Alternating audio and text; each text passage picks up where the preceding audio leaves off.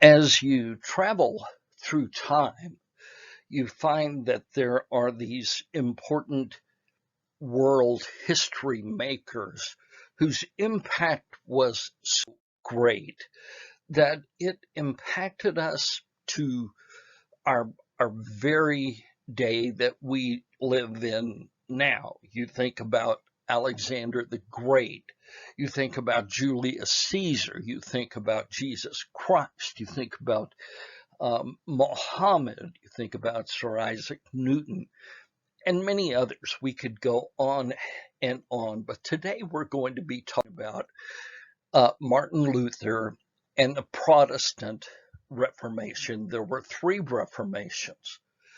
Martin Luther changed our life. Martin Luther had a big impact on not only the world at his time, but in addition, the world now. Remember, we're looking at humanities in chunks. And so it's important for us to, rather than just taking a whole world view and look at all of history and trying to pick out some, uh, we're going to break it down. As you recall, what I'm talking about is breaking it down into chunks. I like that word. It's a psychological word, but it's an easy word to understand.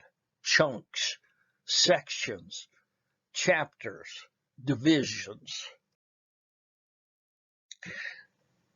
Why do we want to chunk it? Well, think about it. Which of these two numbers is easier for you to remember? This is why we started putting dashes into our telephone numbers. Because when we chunk it, it's much easier to remember. And I want you to be able to remember the major chunks and influencers of history. So let's chunk it. Let's just chunk it together. Let's chunk history and try to find out, what it is about them that has made us who we are today. Remember, the main thing about humanities is what it means to be human.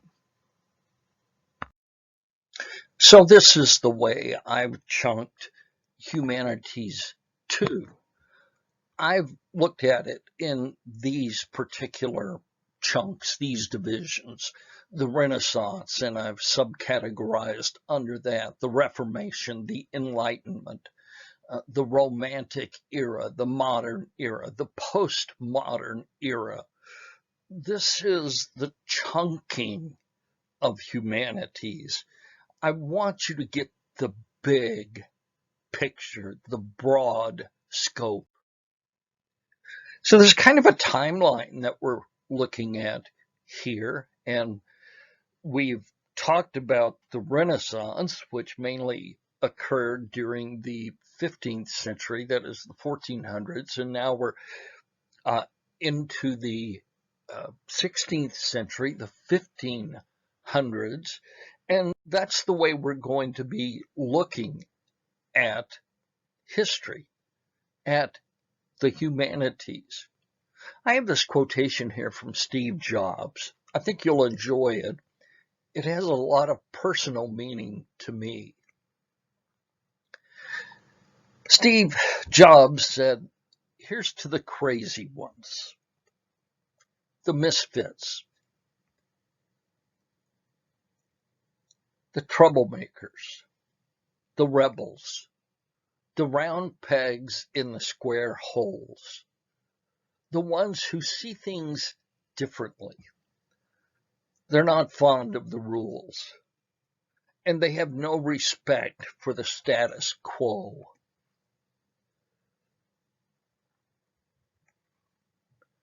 You can quote them, you can disagree with them, you can glorify them, or you can vilify them. About the only thing you can't do with them is to ignore them because they change things. They are the change makers. They push the human race. Remember, this is humanities. They push the human race forward. And while some may see them as crazy, others will see them as heroes. Because the people who are crazy enough to think that maybe they can change the world are usually the ones who do. I love that quote from Steve Jobs. So today we get into the Reformation. And you can't talk about the Reformation, that is the Protestant Reformation, without talking about Martin Luther. Martin Luther was one of the most interesting individuals in all of history, and he made much more of an impact on the world, on our government, on the way we see things, on the way we do church, on many, many things. He made more of an impact than what many of us may realize. Martin Luther was born not with the last name of Luther, but with the last name of Luther, Martin Luther.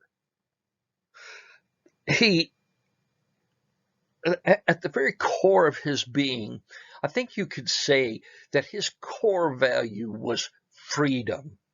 And this word Luther, or as he changed it to Luther, Luther or Eleutheria in the Greek means freedom.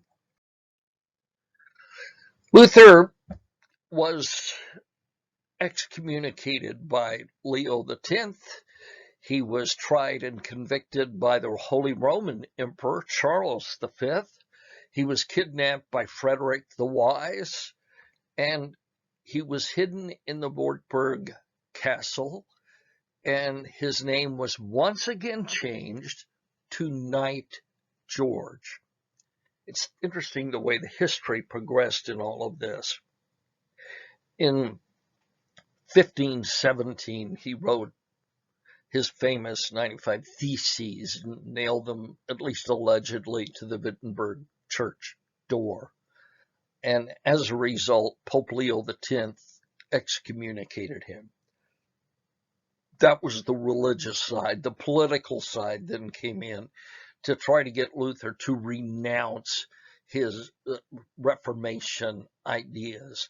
So he was tried by the Holy Roman Emperor himself, and he was convicted when he wouldn't recount his convictions. And on his way, being taken back to Wittenberg, through the night, sometime in the night, he was kidnapped by the men of Frederick the Wise. Now, nobody at that time knew, of course, who it was that had kidnapped him. A lot of people just figured this is an individual who had him kidnapped in order to torture him and to kill him. But that wasn't the case. Frederick the Wise kidnapped him in order to keep him writing. Remember, in the previous century, the 1400s, the Gutenberg Press had been invented. And so Frederick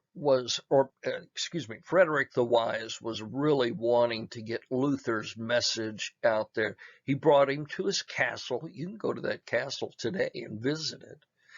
And once again, he changed his name. He was born Martin Luther, then he became Martin Luther, and then he became Knight George. He was hidden in disguise at this castle.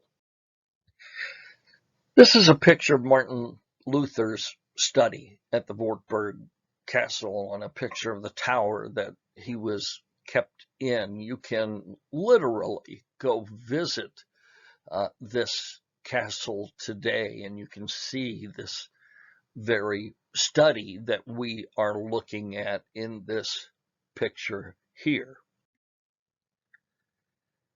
So the Bible plays this huge role in ushering in the Enlightenment.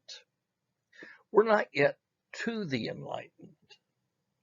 The Enlightenment doesn't really officially begin for another half century or a century, but the Bible, the way Luther interpreted it, opened the door for drastic change to come into society.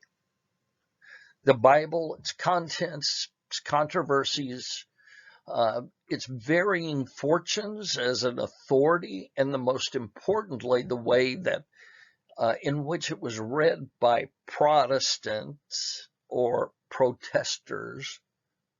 The Bible played a central role in the emergence of the natural science of the 17th century. Now, today we think of the Bible and science as being natural enemies. This should not be the case. The Bible helped to open the door for the natural sciences. Martin Luther was not necessarily a friend of science. He was not a scientist, but he unwittingly helped to begin the age of enlightenment. His protesters, his Protestants set up a new paradigm for not only looking at God's word, but also looking at God's world. At one point, Luther said, reason is the greatest enemy that faith has. It never comes to the aid of spiritual things.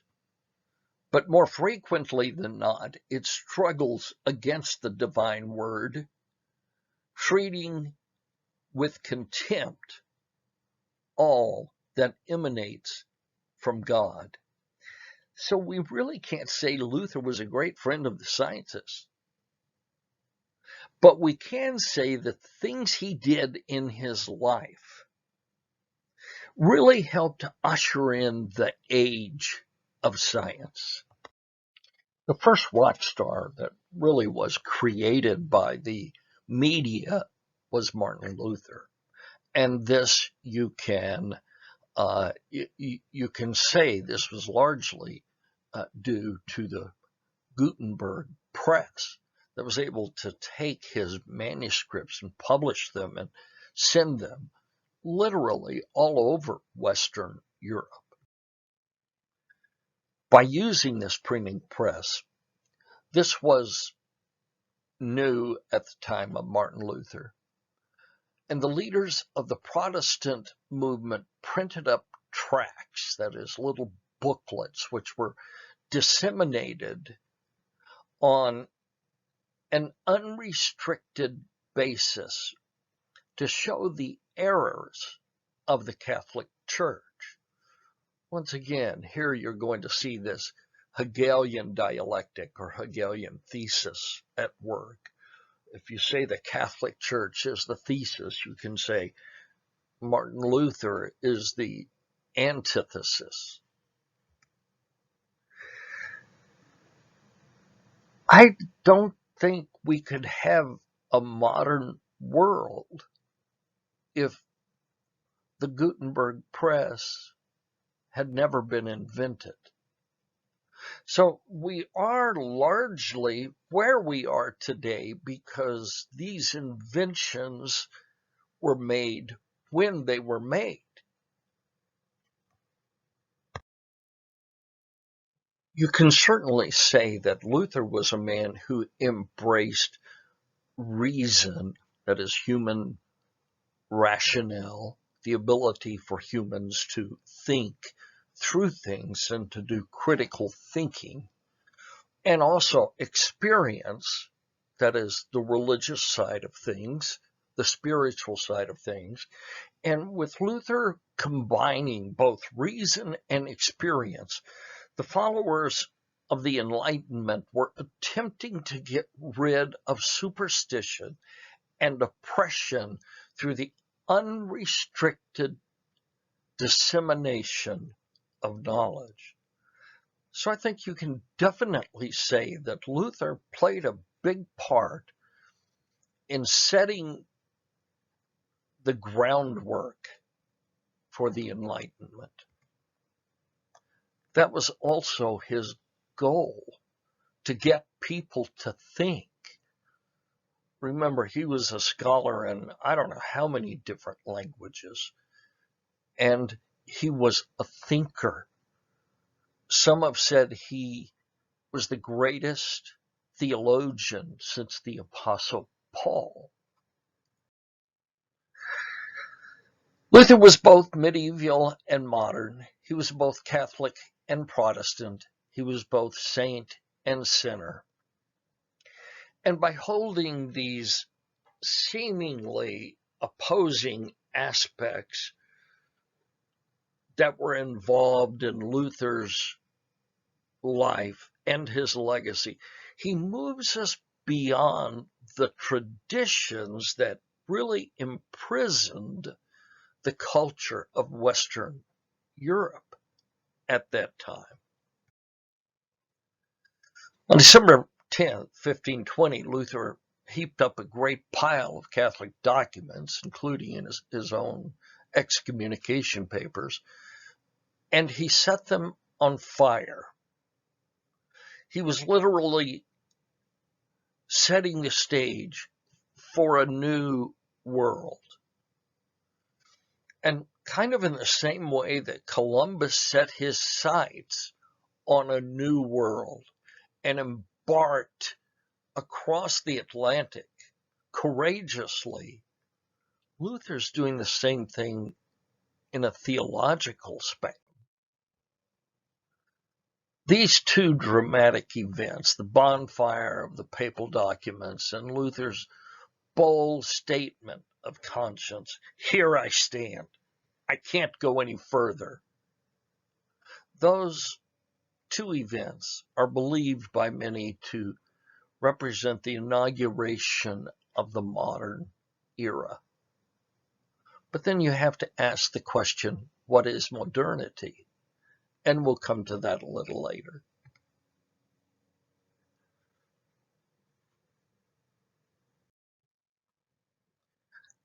He was tried, remember, by the Holy Roman Emperor, Charles V, and the trial was held in a city called Worms. Looks like worms. The trial itself was called a diet or a trial. And so this has been called the Diet of Worms, where Charles V, only 25 years old at that time, judged and convicted Martin Luther of not only treason, but heresy. Luther stands before the assembly of church authorities, including Charles V and other German nobles, in this diet, in this trial. And here's his famous proclamation.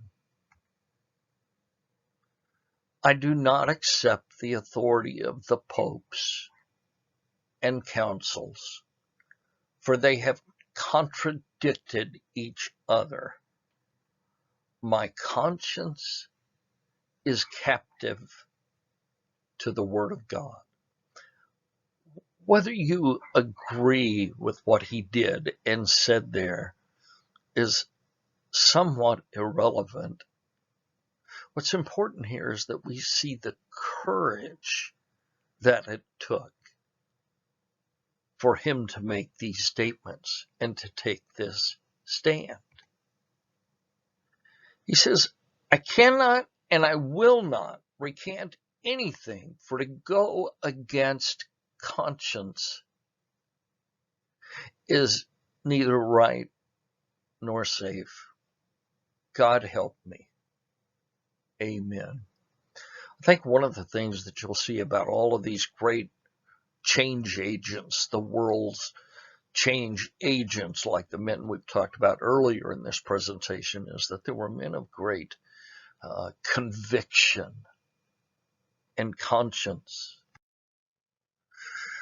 Over 200 years now, scholars have probed this statement and the teachings of Luther to try to understand who we are as persons or as humans in the modern or the contemporary society, and how it was that we got here.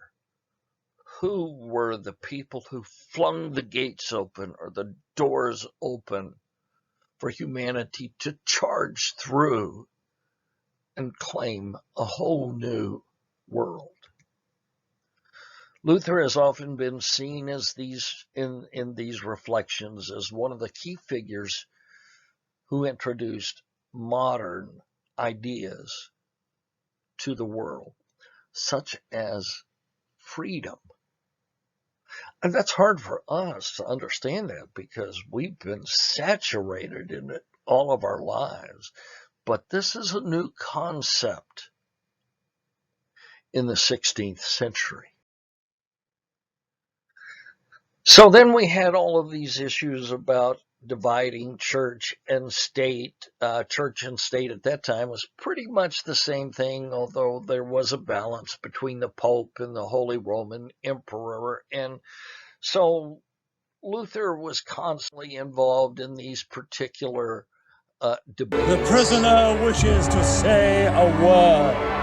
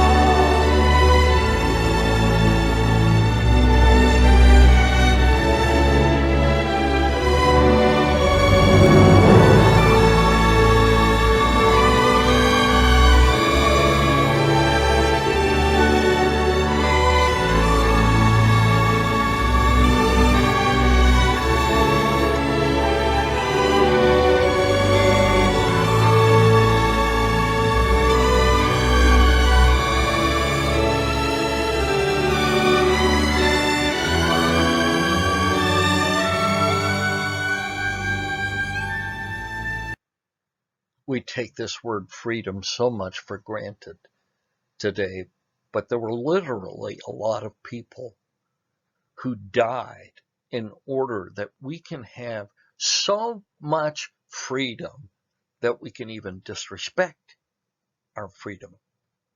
Most of you have seen this little clip that I've shown you. If you saw the movie Braveheart, you've certainly seen it. But that's also what Luther was about. Freedom.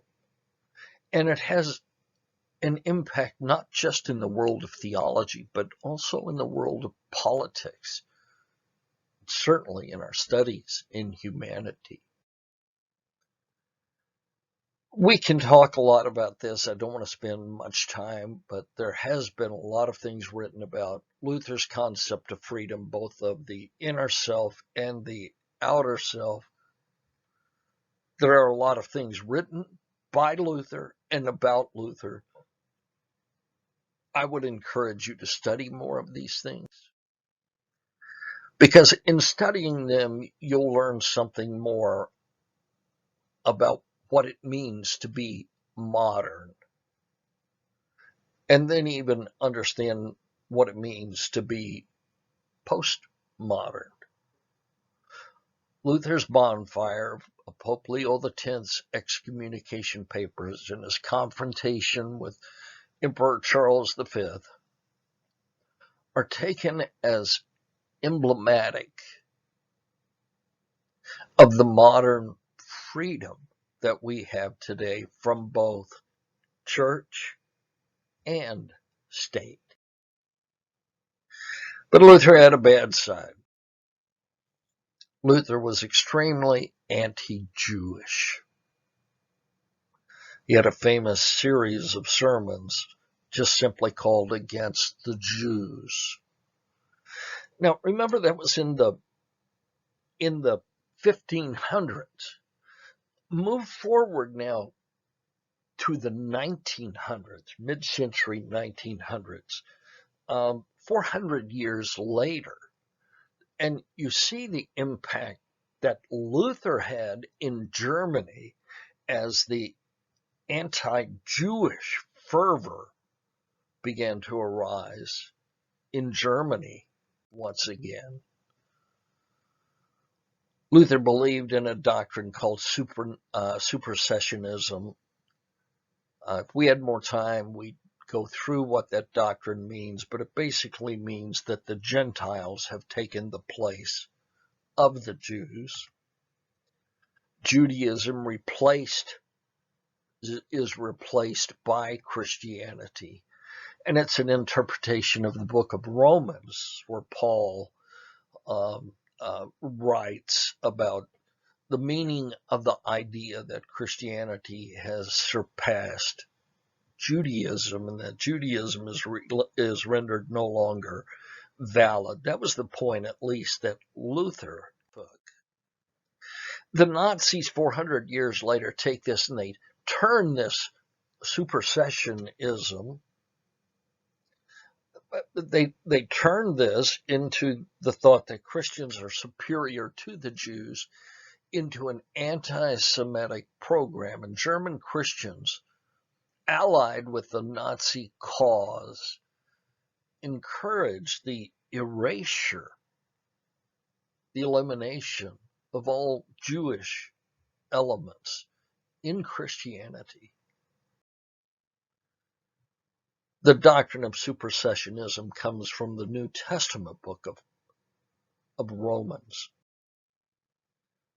Obviously, Luther had overlooked some other important scriptures to come up with his thinking that the Jews were inferior.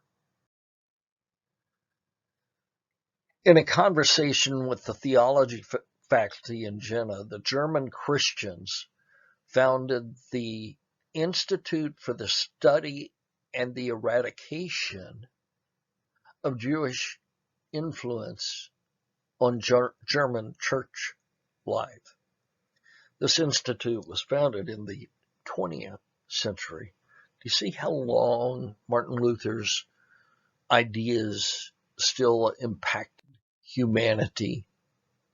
The Institute had its official inauguration day on May 6th, 1939, where? At the Wartburg Castle, and was active until 1942. The Institute undertook the work of removing Old Testament references and Hebrew words from the Lutheran hymn book, creating a new Bible that consisted of 4 Gospels harmonized into one, and condensing specific parts of the New Testament epistles to underline the Christian antagonism toward Judaism. This is the Nazi movement in the 20th century, taking ideas from the 16th century and making a major impact, not only on the German state, but actually in the entire initiation of World War II. The Wartburg Castle, it's where Luther was. They wanted to remove Old Testament passages. The Old Testament refers to the Jews. They wanted to remove anything that looked like a Hebrew word from Lutheran hymn books. And they would condense specific parts of the New Testament epistles with the Gospel of John. You see, the Gospel of Matthew was primarily written to the Hebrews. They needed to be able to get rid of that. The Bible excluded the Old Testament as well as Paul's autobiographical comments referring to his Jewish origins. The Nazis weaponized these texts, these ideas, with the images of Nazi soldiers meant to exemplify heroic sacrifice. New prayers were added to the prayer books. God bless the fatherland. Did Lutheran theologians actively support the Nazis' anti-Semitic plan to murder the Jews? Some did. In Germany, many did. There were some who didn't. Dietrich Bonhoeffer was one. Dietrich Bonhoeffer was a philosopher, theologian who gave his life in an attempt to assassinate the Fuhrer and was hanged for it.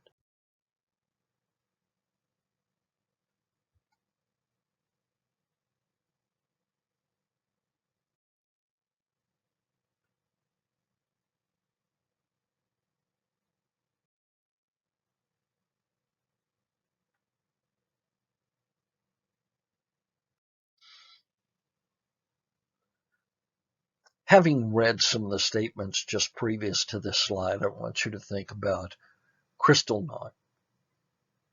Crystal Night. It was the breaking of glass in Germany as Nazis rampaged through through Jewish neighborhoods, tore down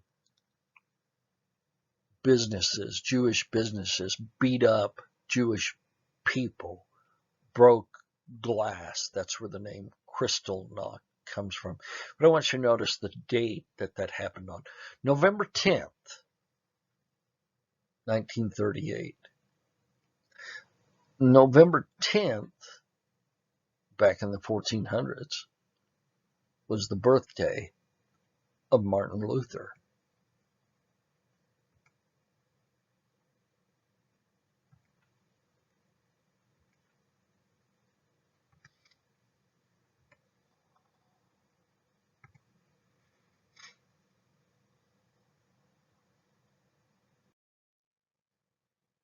Here's some additional readings that you might be interested in if you want to trace this research a little further.